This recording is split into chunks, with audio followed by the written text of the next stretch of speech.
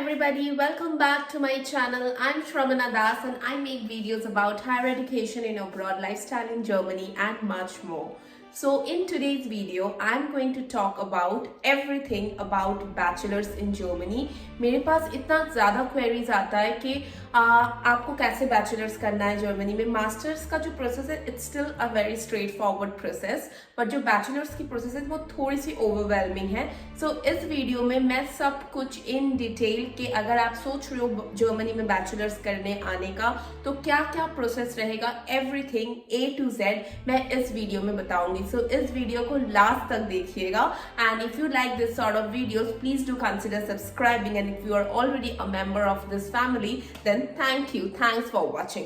So without any further ado, let's start this. सबसे पहले तो जो जर्मनी में होता है वो 13 साल का एजुकेशन होता है. जैसे इंडिया में है, हमारे यहाँ पे जनरली 12 साल लाइक अप टू 12th हम लोग पढ़ाई करते हैं, राइट. बट जर्मनी में ऐसा नहीं है. यहाँ के बच्चे 13 साल तक पढ़ाई करते हैं. After that they opt for bachelors. So there are two ways what you can do. First thing, जो लोग कैम्ब्रिज या कोई भी इंटरनेशनल बोर्ड से पढ़ के आ रहे हैं तो उनका जैसे A लेवल या O लेवल होता है उनका भी 13 इयर्स तक होती है. तो वो तो एक हो गई. सेकंड, जो लोग इंडिया के नॉर्मल बच्चे हैं मेरे जैसे, जो लोग CBSE और ICSE से पढ़े हुए तो उनका 12 तक हो गया. तो दो टाइप के बच्चे हो गए. और थर्ड जो होता है, जो बैचलर स्टार्ट कर दिए हैं इंडिया में, 1 साल तक पढ़ लिए हैं. So there are 3 categories. तो हम लोग एक एक कैटेगरी करके आते हैं. पहले तो जो बेसिक जो स्टेप्स होता है वो है कि आप जर्मन A2 तक गौथे से कर लो along with your 12th और along with your schooling. After that आप स्टूडेंट कॉलेज करो एंड देन आप बैचलर्स के लिए अप्लाई करो.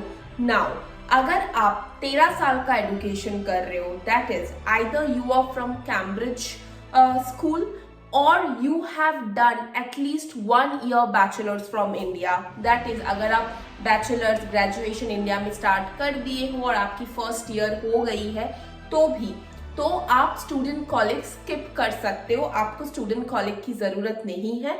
आप डायरेक्ट जर्मनी में बैचलर्स के लिए आ सकते हो.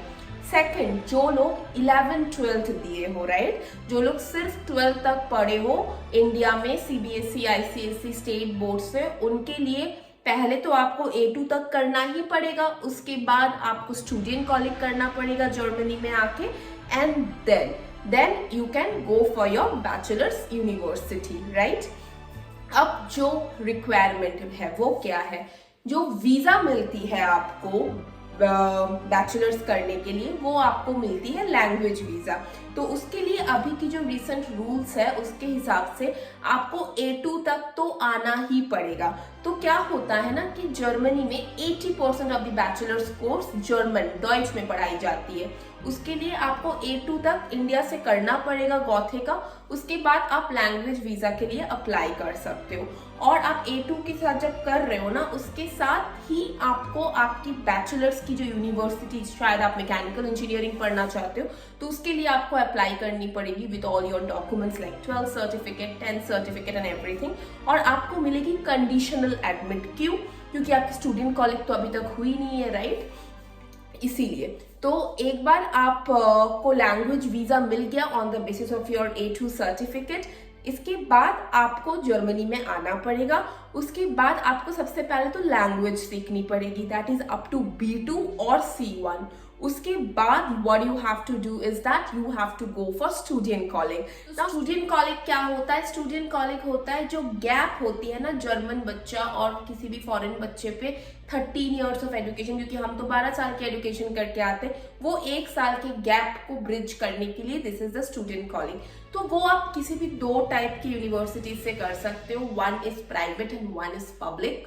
सो प्राइवेट इजी होता है, उसमें आपको आराम से एप्लीकेशन मिल जाएगी. वो लोग आपको जर्मन भी सिखाएंगे एंड डिफरेंट अदर्स लाइक आपको पूरा स्टूडेंट कॉलेज भी कराएंगे. There are many private student college जो आपको मिल जाएगी.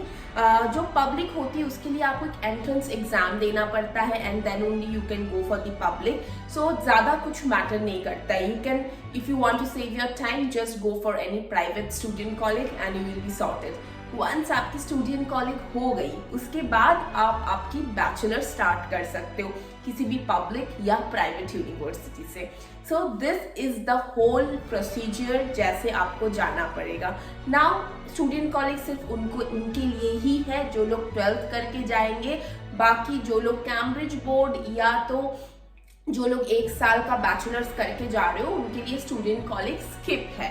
ओके, अब आता है जो नया रूल आ गया है वो है टेस्ट्स।